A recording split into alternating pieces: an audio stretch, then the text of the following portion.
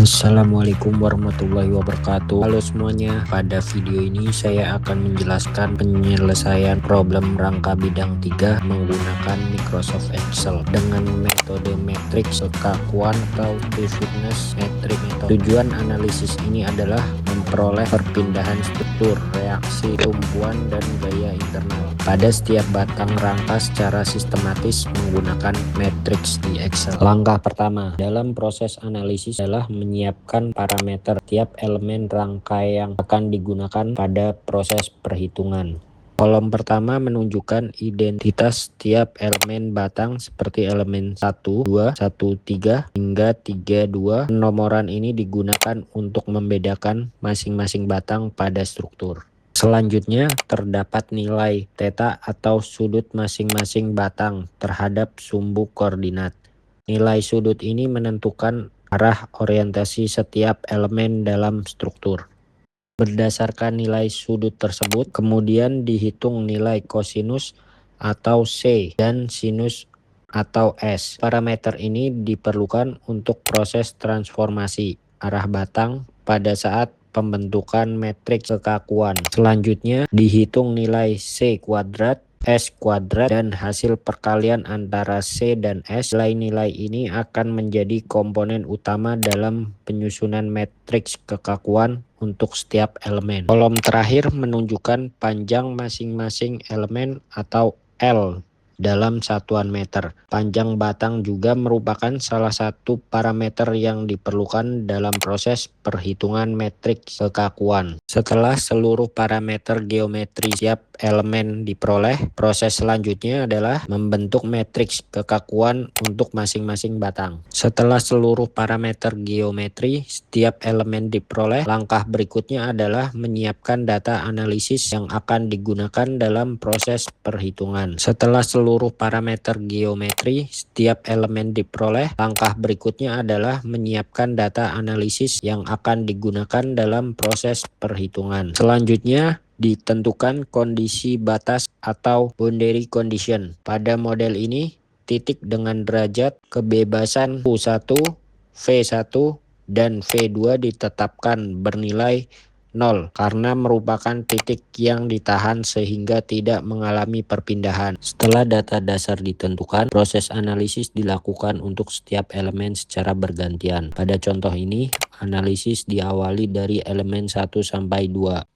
Matriks T merupakan metrik transformasi yang digunakan untuk mengubah koordinat lokal pada batang menjadi koordinat global struktur. Dengan transformasi ini, seluruh elemen dapat dianalisis menggunakan sistem koordinat yang sama. Di sisi kanan metrik ditampilkan derajat kebebasan atau degree of freedom, yaitu perpindahan pada kedua ujung elemen yang terdiri atas arah horizontal dan vertikal. Setelah metrik transformasi untuk elemen pertama diperoleh, langkah yang sama kemudian dilakukan pada seluruh elemen lainnya sebelum memasuki proses pembentukan matriks kekakuan. Proses yang sama kemudian ditetapkan pada elemen-elemen berikutnya, yaitu elemen 3 sampai 2, elemen 3 sampai 4, elemen 1 sampai 3, elemen 4 sampai 2, hingga elemen 1 sampai 4. Masing-masing elemen memiliki metrik transformasi yang berbeda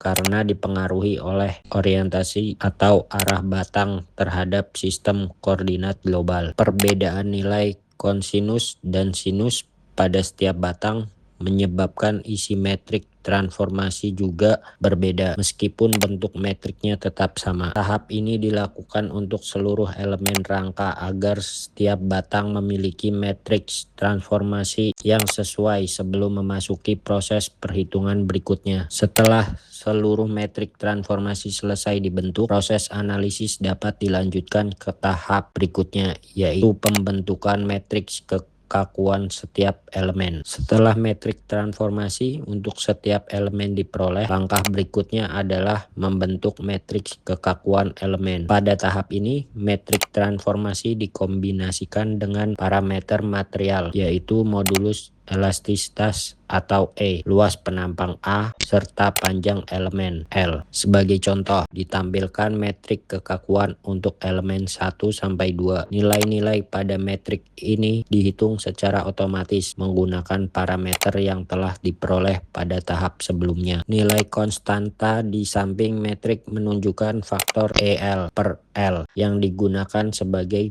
penggali dalam pembentukan metrik kekakuan setiap elemen. Di sisi kanan ditampilkan derajat kebebasan atau degree of freedom pada setiap elemen. Beberapa nilai bernilai 0 karena merupakan titik yang mengalami pengekangan sesuai kondisi batas yang telah ditentukan. Pada tahap ini, metrik dari masing-masing elemen digabungkan menjadi metrik kekakuan global struktur. Selanjutnya ditentukan gaya modal yang bekerja pada setiap derajat kebebasan struktur. Kemudian dibentuk persamaan yang menghubungkan gaya modal, metrik kekakuan global, dan displacement pada struktur. Dari persamaan tersebut diperoleh metrik kekakuan global yang selanjutnya digunakan dalam proses penyelesaian. Selanjutnya dilakukan inverse terhadap metrik kekakuan global untuk memperoleh displacement atau perpindahan pada setiap node. Setelah diperoleh inverse dari metrik kekakuan global, langkah berikutnya adalah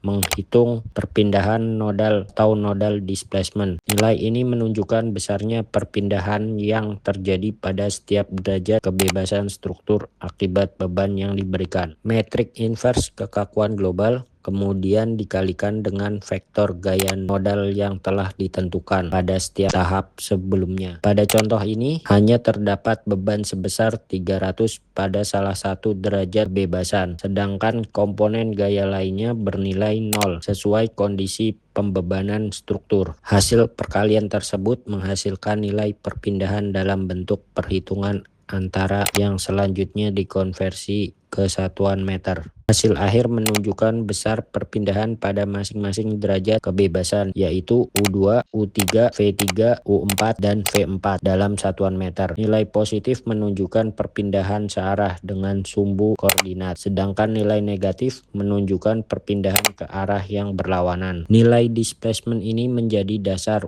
untuk menghitung gaya dalam setiap batang serta reaksi tumpuan pada tahap analisis berikutnya. Setelah nilai perpindahan nodal diperoleh, tahap berikutnya adalah menghitung reaksi perletakan. Reaksi perletakan merupakan gaya yang muncul pada titik tumpuan sebagai respon terhadap beban yang bekerja pada struktur. Pada bagian ini ditunjukkan komponen reaksi yang akan dicari, yaitu reaksi horizontal pada tumpuan pertama serta reaksi vertikal pada kedua tumpuan. Selanjutnya digunakan metrik hubungan antara reaksi tumpuan dan perpindahan nodal. Matriks ini berasal dari proses penyusunan matriks kekakuan struktur pada tahap sebelumnya. Metrik tersebut kemudian dikalikan dengan nilai perpindahan nodal atau displacement yang telah dihitung sebelumnya. Hasil perkalian ini masih merupakan nilai antara yang nantinya dikonversi menjadi besar gaya reaksi. Setelah dilakukan konversi, diperoleh reaksi perletakan sebesar minus 300, minus 225, dan 225 kN. Tanda positif maupun negatif menunjukkan arah gaya sesuai sistem koordinat yang digunakan. Dengan diperolehnya reaksi perletakan, keseimbangan struktur dapat dievaluasi dan analisis dapat dilanjutkan ke tahap terakhir, yaitu penghitungan gaya internal pada setiap elemen. Tahap terakhir dalam analisis adalah menghitung gaya internal